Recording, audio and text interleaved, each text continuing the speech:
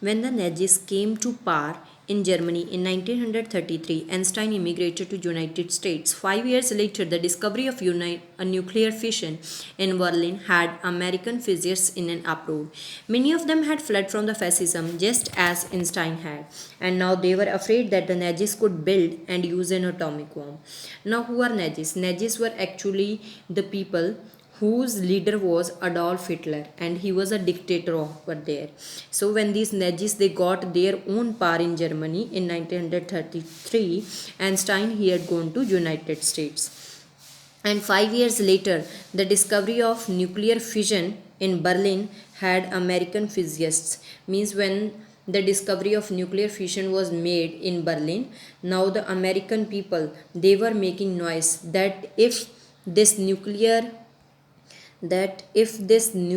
means bomb will be made or atomic bomb will be made, and they were afraid. These people who were afraid, these American people, they were afraid because they know that they got the discovery of nuclear fission, and ultimately one or the other day these people are going to make the atomic bomb and they are going to destroy us.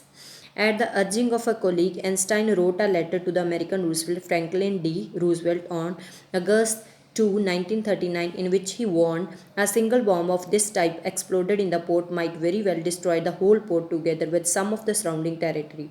His words did not fail to have an effect. The Americans developed the atomic bomb in a secret project of their own and dropped it on the Japanese countries of Hiroshima and Nagasaki in August 1945. Now one of the colleague of Einstein, he told him out that you write a letter to the American President Franklin Roosevelt. And when he wrote that letter, he wrote in that letter that, sir, whatever the bomb will be made, that is not going to destroy only one part.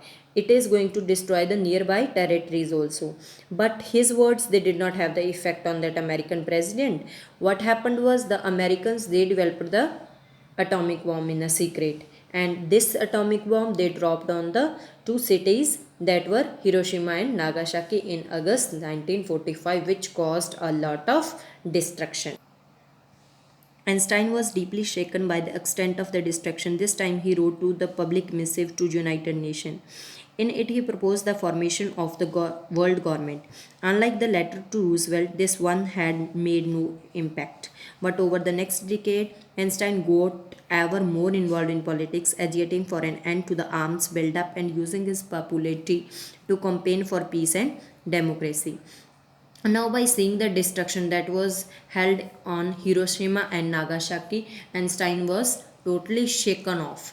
Now, he decided to write a letter to the public missive, that was United Nations. And this again, what happened? This letter does not have any effect on them also. So, what now this person had decided, Einstein, he decided that he is going to go in the politics, and ultimately he himself is going to fight for the peace and democracy. When Einstein died in 1955 at the age of 76, he was celebrated as a visionary and the world citizen as much as a scientific genius. Now, when he died in 1955, he was 76 years old. Now, he was celebrated as a visionary. Visionary means he was famous for the people because he just looked out at the people's problem and he solved them out. And more above that, he was a citizen also, and he had made so many discoveries also.